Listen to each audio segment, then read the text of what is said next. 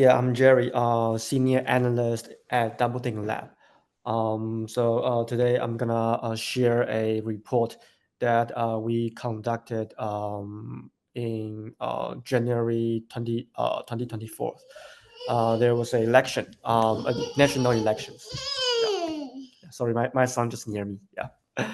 Okay. Sorry. Let me check again. Okay. Um, yeah. The project was from October 1st, 2023 to January 31st, 2024. There are 30 part-time analysts and interns working with us, and we collected around 10,000 posts, including Facebook, YouTube, Instagram, Dcard.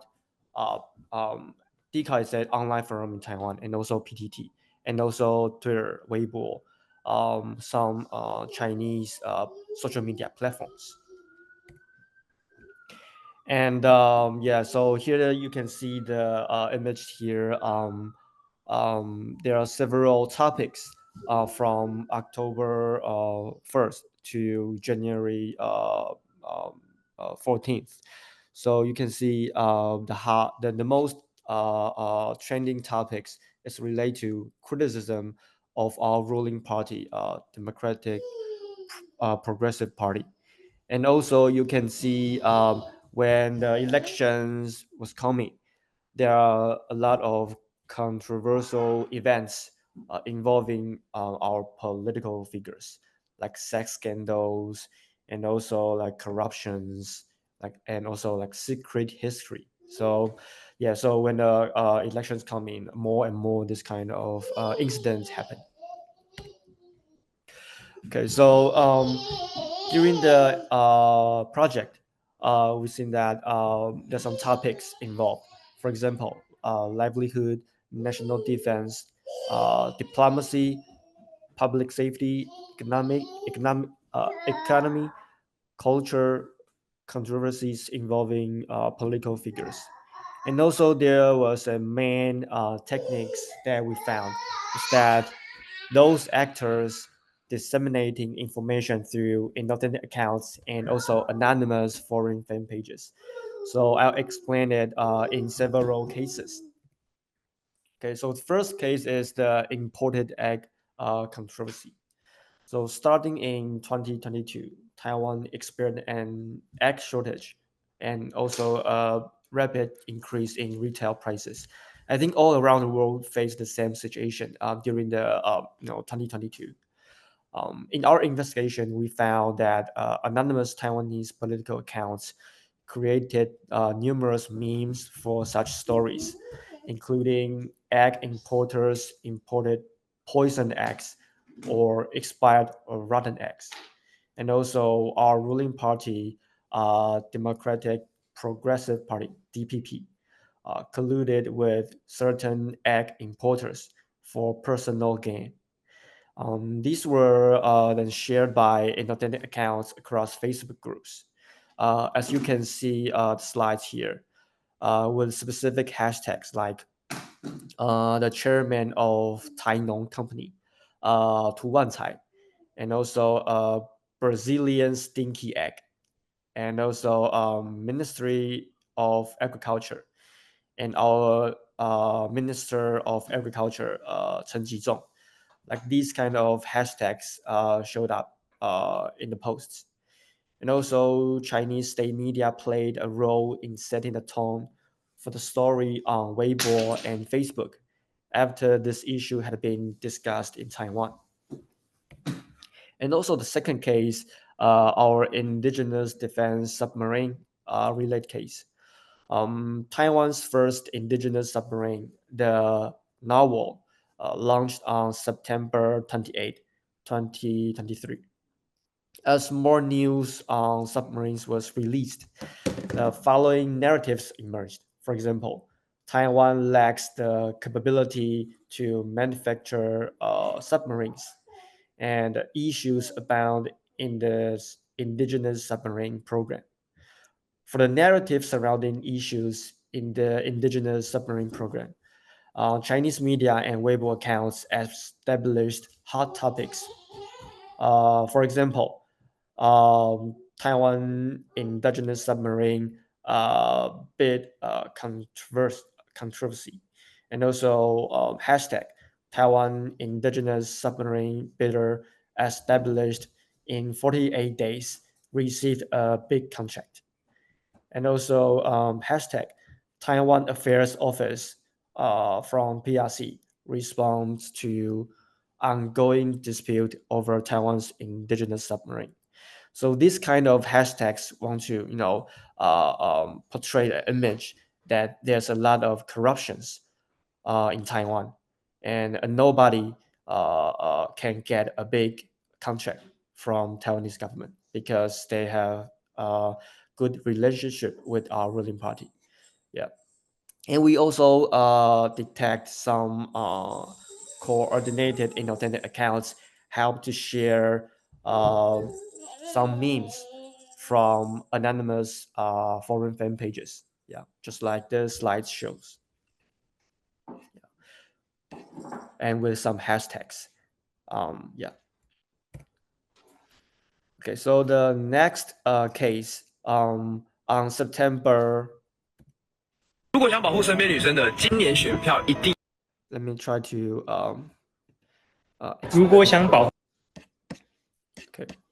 So on September 26, 2023, the Hindustan Times reported that Taiwan and India would sign a memorandum to bring Indian migrant workers into Taiwan. By mid-November, some Taiwanese media and online forums accounts distorted the discourse of Bloomberg's report, which stated that Taiwan could hire up as many as 100,000 Indians, and claiming that India is a country of sexual assault and Taiwan is turning into a rape island. These narratives sounds ridiculous, but it could be an attempt to cause panic among a portion of Taiwanese population. We found several TikTok accounts using the same lines to these narratives, just like the slides shows here. Two different influencers that use the same lines to spread the narratives that I mentioned. These accounts were not even talking about political issues before, but when the incident happened, most of them showed videos, about political events. Yeah, and we assume that it might be an example of influence for hire. Yeah, so you can see actually their lines are identical. 一定要渗透。我发现很多人不知道这件事情的严重性。保护身边女生的，今年的选票一定要渗透。Yeah, so that means that if you want to protect your beloved woman in Taiwan, you need to be careful to vote this year. Yeah, so that means they want to smart our ruling party or our government to say they're gonna bring sex offenders, rapers from India to Taiwan. Yeah, so it's kind of like far right content. Yeah, and also the same case we found some coordinated inauthentic accounts related to China commented on the Radio Free Asia's post on X. A group of inauthentic accounts, all created after July 2023, uses pictures of young, attractive women as profile pictures, mark their location as Taiwan, and consistently expressed opinions such as importing Indian migrant workers has no benefits and better off cooperating with the mainland China. However, those post history of these accounts we found all replied in simplified Chinese characters, and also those also comment below relate to some Taiwanese related topics and pretending they're Taiwanese. Yeah, and you can see those replies. They are in like three sentences in Chinese, and it looks like a prompt you type in ChatGPT, like, "Hey, please give me several options to reply under a post by importing migrant workers has no benefits and better cooperate with the mainland China."